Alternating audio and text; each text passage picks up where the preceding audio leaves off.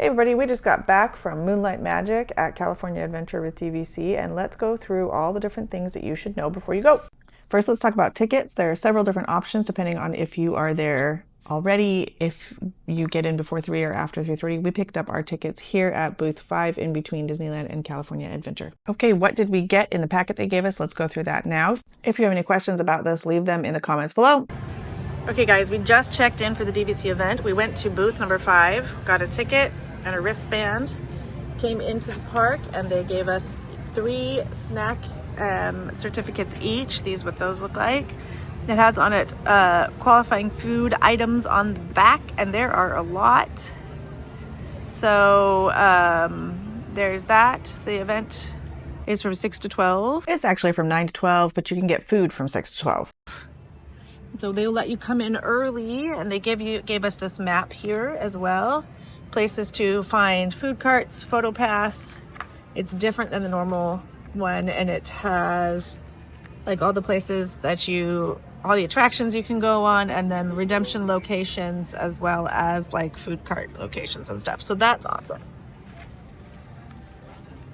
Okay, let's talk about things to do besides rides. There was lots of different entertainment there. There was a band, Five and Dime, coming down the street in their car.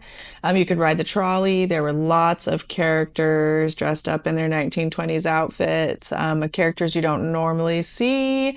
And then there was also some dance parties. There was a silent DJ. There was also World of Color going on. Let's take a look at some of those things. The Hollywood Five and Dime are performing a street show down the main street right now. Looking good. Dapper Goofy. Black Widow. She's one of my favorites. There's a character meeting. There's Bolt. Hi, Bolt. Somebody tell me who Oswald's girlfriend is. They are doing a special viewing of World of Color tonight, too. It's just started. So this is cool. It's actually like a silent dance party. So you get headphones and everyone's listening to the same music, but you can only hear it in the headphones.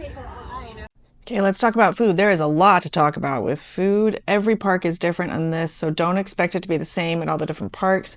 This on the back of here is a list of all the places you can go and what you can get there. Don't expect to get dinner. Do expect to get snacks and hot dogs and popcorn, things like that. Use the time that you have before the event starts to use up these food certificates, because the lines get longer and longer as the night goes on for the food certificates. This is the size of the popcorn bucket we got at Cozy Cone. It was all the way full. You could also get several different flavors of popcorn there. They have hard scoop ice cream in here at Clarabelle's and root beer floats. So we're in here right now.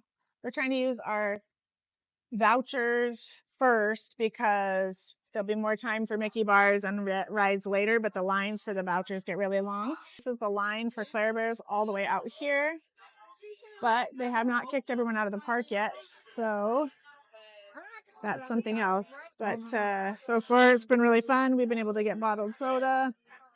You can also get fountain drinks. We got hot dogs and Mickey pretzels. And everything's on the back of your voucher, basically, and then they have maps that will show us also where else to go. But so right now, it's still pretty busy. It's a lot busier than I thought it would be. We will see how it goes later on tonight. Here is an idea of what you can get for bottled soda. Everything basically from the water to the Coke is what's available. Pim's was the best place to get fountain soda, though, because they have the freestyle machines there. So this over here is Award Wieners. That's where we got the hot dogs from. And they were just pretty plain hot dogs, but they were still good. Another reason that we get all the food vouchers done first is because later on in the night, as they kick people out of the park, those ride lines get super, super short. So you don't want to spend your time at the beginning going on those rides. Something else to keep in mind too is that the longer you wait to use the food vouchers, the less options you will have available at each of the places. Okay, y'all, this is the line for the ice cream, the Mickey bars, ice cream sandwiches, and fruit bars. It starts right here.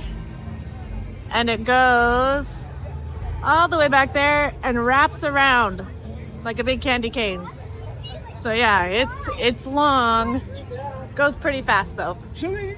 Something to mention with this though is that the lines start out long for the Mickey bars, but as the night goes on, they get shorter and shorter. So you can really get as many of these as you want, and it is worth the time waiting in line to get.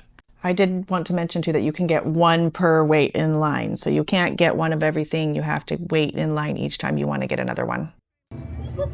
This one has been the best stand of the night. Hardly ever a line. They've got hot dogs galore, drinks. Been awesome. This one was right across from Mission Breakout. Okay, we've already gone over strategy on rides and things like that, but let's go over it again because it is actually really important. Okay, picking up tickets. Get there as early as you can. Get in the line to pick up the tickets. Your whole party has to be there together. You do need a picture ID and your DVC number. Use up all your food vouchers at the beginning. Spend the time to do it and get the food early because it will be gone and the lines will get longer as the night goes on. Guys, Special characters and Mickey bars come out at 9 o'clock when the actual event starts. This is when you will need to start showing your wristband to get into anything, to get into any of the lands, to get into any of the rides, all of that stuff. If you want to see characters, do that at the beginning of the event because the lines will get longer for the characters as we go, and the ride lines will get shorter as the night goes on. Do use your map on these, and if you want to see World of Color, this is a good time to do it. There'll be less people and you'll be able to get a better spot. Once they got all the regular guests cleared out of the park, the ride lines were very, very short. We waited for cars for about 15 minutes and the rest of the rides were about 5 minutes. One of the coolest things about California Adventure at night is all of the lights. All the lands have lights and they're all beautiful. It's really awesome to just stop for a second and just take in the beauty. The line for Incredicoaster was incredibly short. I'm pretty sure we rode it 3 times in a row. I did check out the Port of San Francisco when I was there. It was pretty much the same as it used to be with just a little bit different theming. Cars Land is one of my favorite places, especially at night. Looks like Canyonlands. It's so cool, all lit up. There's Flo's VH Cafe with all of the gas pumps. One of the best parts of Cars Land, though, is Main Street. All lit up at night. It's like the coolest thing to see. It's hard to really get it on video, but it's just like the movie. So cool.